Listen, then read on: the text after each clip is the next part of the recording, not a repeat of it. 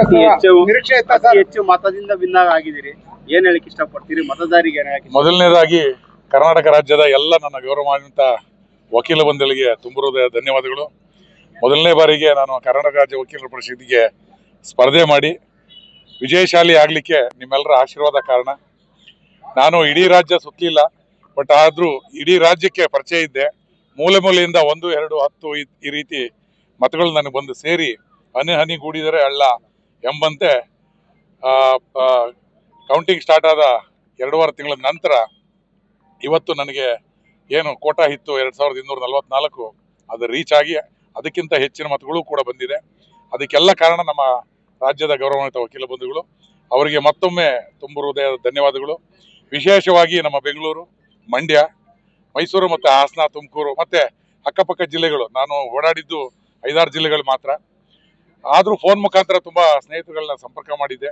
ಎಲ್ಲರೂ ಕೂಡ ಪ್ರೀತಿ ವಿಶ್ವಾಸದಿಂದ ನನ್ನನ್ನು ಹಾರೈಸಿದ್ದಾರೆ, ಆಶೀರ್ವಾದ ಮಾಡಿದ್ದಾರೆ.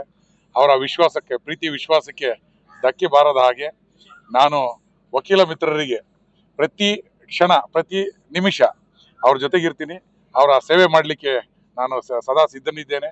ನಿಮ್ಮೆಲ್ಲರ ಆಶೀರ್ವಾದ ಹೀಗೆ ನನ್ನ ಮೇಲಿರಲಿ. ಕರ್ನಾಟಕ ರಾಜ್ಯ ವಕೀಲರ ಪರಿಷತ್ತು ಅದಕ್ಕೊಂದು ಇತಿಹಾಸ ಇದೆ, ಸಾಂವಿಧಾನಿಕ ಸಂಸ್ಥೆ. ಅದರಲ್ಲಿ ಕೆಲಸ ಮಾಡ್ತಕ್ಕಂಥ ಅವಕಾಶನ ನಮ್ಮ ರಾಜ್ಯದ ಎಲ್ಲ ವಕೀಲ ಮಿತ್ರರು ಕೊಟ್ಟಿದ್ದಾರೆ, ಅವಕಾಶವನ್ನು ಕಲ್ಪಿಸಿಕೊಟ್ಟಿದ್ದಾರೆ. ಹಾಗಾಗಿ ವಿಶೇಷವಾಗಿ ಮತ್ತೊಮ್ಮೆ ನಮ್ಮ ಎಲ್ಲ ಗೌರವಾನ್ವಿತ ವಕೀಲ ಬಂಧುಗಳಿಗೆ, ಜೊತೆಗೆ ನನ್ನ ಜೊತೆಗೆ ಅಕ್ಟೋಬರಿಂದ ಹಿಡಿದು ಇಲ್ಲಿವರೆಗೂ ಕೂಡ ನನ್ನ ಜೊತೆಗೆ ಶ್ರಮಿಸಿದಂಥ ನನ್ನ ಸ್ನೇಹಿತರಿಗೆ, ಬಂಧುಗಳಿಗೆ ಬಹಳ ಮುಖ್ಯವಾಗಿ ಮತ್ತೊಮ್ಮೆ ಅವರಿಗೆ ಹೃತ್ಪೂರ್ವಕವಾದ ಧನ್ಯವಾದಗಳು ಹೇಳ್ತಿದ್ದೀನಿ.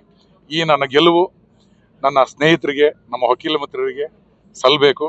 ವಿಶೇಷವಾಗಿ ಮತ್ತೊಮ್ಮೆ ನಮ್ಮ ಬೆಂಗಳೂರು ವಕೀಲರ ಸಂಘದ ಎಲ್ಲ ಸದಸ್ಯರಿಗೂ ಮತ್ತು ಅಕ್ಕಪಕ್ಕ ಜಿಲ್ಲೆಯ ಎಲ್ಲ ವಕೀಲ ಮಿತ್ರರಿಗೂ, ಅತಿ ಹೆಚ್ಚು ಮತಗಳನ್ನು ನೀಡಿದಂಥ ಬೆಂಗಳೂರು ಬಿಟ್ಟರೆ ಅತಿ ಹೆಚ್ಚು ಮತ ನೀಡಿದ್ದು ನನ್ನ ಮಂಡ್ಯಕ್ಕೆ ಆಭಾರಿಯಾಗಿರ್ತೀನಿ. ಮಂಡ್ಯದ ಇದು ಹೇಳಲೇಬೇಕು, ಮಂಡ್ಯಕ್ಕೆ ನಾನು ವಿಶೇಷವಾದ ಗೌರವವನ್ನು ನಾನು ಕೊಡಲೇಬೇಕಾಗ್ತದೆ. ಇಷ್ಟು ಉಳ್ಕೊಳ್ಳಿಕ್ಕೆ ಕಾರಣ ಆಗಿದ್ದು ಮಂಡ್ಯದ ವಕೀಲ ಮಿತ್ರರು.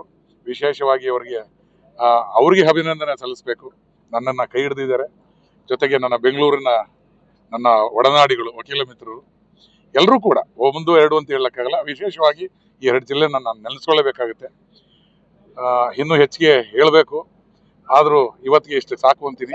ಸೇವೆ ಮಾಡೋದ್ರ ಮುಖಾಂತರ ನಾನು ಕೆಲಸ ಮಾಡೋದ್ರ ಮುಖಾಂತರ ಶಿವಮೂರ್ತಿ ಏನು ಅನ್ನೋದನ್ನ ತೋರಿಸ್ಬೇಕು ಅಂತ ಒಂದು ಪ್ರಯತ್ನ ಮಾಡ್ತೀನಿ. ಧನ್ಯವಾದಗಳು. ಸರ್, ಅತಿ ಹೆಚ್ಚು ಮತ